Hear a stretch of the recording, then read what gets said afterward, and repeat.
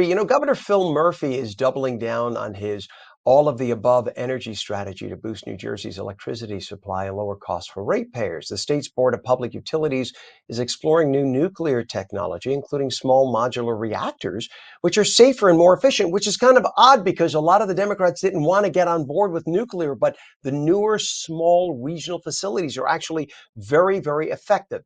And these could power the state alongside existing plants like Salem and Hope Creek, which already supply 40% of New Jersey's electricity. A proposed bill would study potential sites like the former Oyster Creek plant, although these reactors may not be operational until as distant as 2030. Well, it's a different story in the state legislature. A controversial bill pushing for the electrification of New Jersey is moving through the state legislature, but not without a lot of opposition.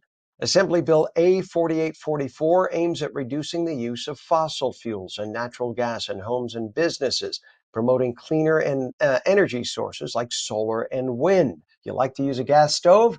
The Dems will probably take it away from you. Supporters say it could lead to healthier, more affordable living, but critics, including our Assemblyman Paul Kanitra, whom we'll speak with in a moment, warn it will drive up electric bills for residents already facing rate hikes. Joining us now by phone is New Jersey State Assemblyman Paul Kanitra. Assemblyman, thanks for being with us today. Hey, Ken, good morning. How are you? I'm good. And I'm sure I'm preaching to the choir. Look, there's Democrat and Republican. There's a good yin and yang. Both are needed. I really believe that. All right. Even though I tend to be libertarian, I feel that both are kind of needed. You don't want dirty air and dirty water, but at the same time, you don't want to get rid of a gas stove, which has very efficiently heated our homes or cooked our food for generations. So you've called this whole electrification bill, quote, a hot piece of garbage. Explain why you believe this legislation will be harmful to residents of New Jersey. You alluded to it earlier. It's a doubling down on the policies that got us here in the first place. And quite frankly, it's not even what the majority of Democrats really want or know is best for the state. This kind of stuff comes mindlessly from leadership. And I'll put that in perspective a little bit. Democrats haven't lost a vote on the floor of the state assembly for about 20 years. And on my committee, on the energy committee that this bill came through, there hasn't been a single no vote on any bill that's been presented there. And it's not like the committee members all jam the bills through. It's leadership that says this is going on the agenda and you guys are getting it through or else. And everybody just lines up and listens to their overlords. And it's a problem because we've demonized natural gas. We have only recently at this committee hearing was the first time that Democrats actually embraced nuclear in recent memory. And it's only because we've been attacking repeatedly about how we let Oyster Creek disappear. There was an opportunity for a small-scale modular nuclear, but the governor had some issues with Holtec, the leadership of Holtec, that was going to put that in years ago. We would only be 2 or 3 years away from a nuclear plant if the governor hadn't ruined it last time. And if we hadn't shut down natural gas plants and demonized that, we would not be in this area right now where we're a net importer of energy, where we used to be a net exporter. Yeah, and the thing too, Assemblyman, a lot of people say, they look at this and they think it's a good thing when we shut down big coal plants. The problem is it then leads to not having enough power producing capability here. And as you said, we then have to go to countries and get energy from them where they are dirtier in the production of energy. And this planet has but one sky. So if Russia produces energy in a more dirty fashion, guess what? There's extra pollution going up into the air in order to satisfy our energy needs. So I guess we should the liberal answer is let's just all crawl in a cave and die. But the reality is what it is. If you want to go toward everything electric, you got to supply that electric somehow. And guess what? Wind and solar, you could make the entire country solar panels and you wouldn't produce enough electricity to power the demand that we have right now. So this is why they're talking about these small, I'm shocked. I'm shocked the governor is now on board with having these small regional nuclear power plants, this new nuclear technology with AI. Talk a little bit about that, and how did anyone get him to even consider that? Look, first of all, just like you said, it's all an ideological shell game, right? I mean, that's what it is. It's also that there can be cutesy talking points, so somebody can run for president someday and say Hmm. wave the green energy flag. But in reality, you know, the the sacrifices that need to be made are just as bad for the environment. My district is the Jersey Shore, and we went down this boondoggle where they spent billions of dollars going after offshore wind, which was going to industrialize the ocean and was killing marine life, which is the antithesis to green energy. And obviously, it all is built with diesel power. The turbines only last 20 years. Then they need to be serviced. They need to be extracted by diesel power, and on and on. And as you mentioned, most of our power now comes from Pennsylvania, which is where my grandparents and great grandparents worked as coal miners, and there's still a ton of coal plants getting fired. So what they did is they baked in and they started when energy prices were super low. They realized that they could start going off on these Don Quixote-esque green energy policies without there being many repercussions. But over the last couple of years, as you alluded to, AI and artificial intelligence and technology. Look, every time you do an inquiry in Chat GPT, the computing power that goes into that could power a light bulb for 4 minutes. So we've had Hmm. exponential growth in terms of our power demands. And now, the chickens are coming home to roost, and we're caught with our pants around our ankles on top of it because we didn't Right. invest in what actually is powering the state.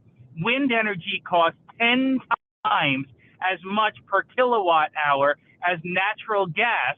And we've made all these bad decisions over so many years that a course correction is going to take years to fix, which is why we're facing what the Division of Rate Counsel, who is nonpartisan, has said will be years of growing rates, and we almost can't turn away from it.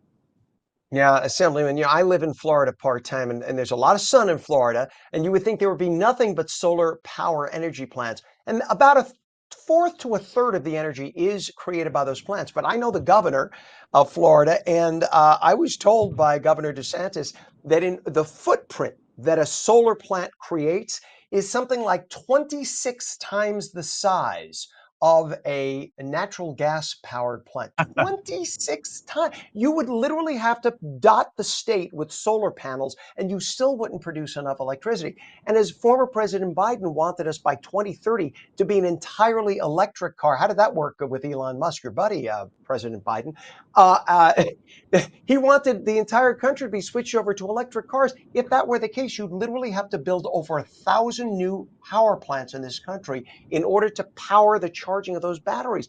We just can't.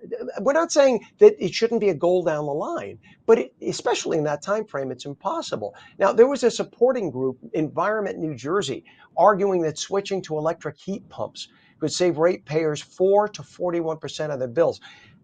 Predictions from a lot of the far left groups and in the environment in the past haven't really gone too positively. So how do you respond to those claims? 4 to 41% savings on bills by switching to electric heat pumps. What evidence suggests that way or otherwise? They're looking singularly at the heat pump in a business or in a residence. What they're not looking at is the increased demand that it creates on the system. And demand on the system is the crux of the problem overall. Again, I think people are so ideological in what they're doing that they selectively pick the facts and they can't see the forest for the trees. Look, we're looking right now, New Jersey's looking at a 17 to 20% electric rate hike starting in June. And by the way, for those who think, no, Ken, let's just switch. We have to make the commitment, switch to all solar and wind. I just want to point something out. I'm going to say the names Spain and Portugal. Take a look at what just happened 2 weeks ago.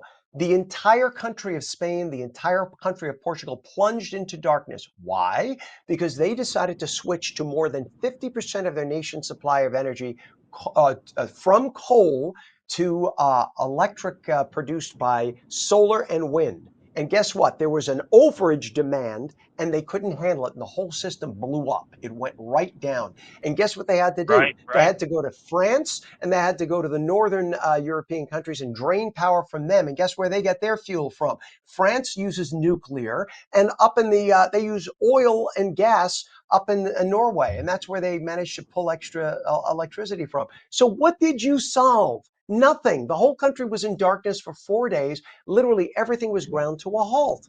You know, the best of ideas, you have to think long term and stop using ideology. Well, and it's also that they're picking winners and losers, which they shouldn't be doing, and they're doing it too early. Look, I'm a former beach town mayor. We are as environmentally friendly as they come. It doesn't matter you're Republican or Democrat. We all love the ocean. We all love the environment. We all want to keep everything clean. But picking winners and losers before they're ready for the market is what gets us here in the first place. Look, at some point, you alluded to Elon earlier. Elon is working on integrating solar panels within the shingles, the individual shingles of a house, and they're getting more efficient, right? At some point, that might be ready for prime time, but throwing a bunch of subsidies at industries that are not necessarily ready, just like the fuel cell industry, and they're talking about putting all these gigantic batteries all around the state when they only can hold a charge for about 4 hours or so. We can't do it until they're ready to stand on their own in the market. Otherwise, we're just wasting taxpayer money. And coincidentally, it always seems like one party chooses the industries that make heavy donations to them. When it's ready, it'll be ready, and we'll be able to do it then. Hey, all I'll say is this: hydrogen cell. People just are not talking enough about it. Everybody thinks it's going to be a nuclear explosion. Read about hydrogen cells. I think that's going to be our solution down the line. But for now, eh, it's just a lot of fighting, and we're not getting a lot done. New Jersey State Assemblyman Paul Kanitra, always a pleasure. You're always welcome. Please come again soon, and thanks for joining us this morning. Thanks, Ken. Talk to you soon. You bet. Sorry about the delay there.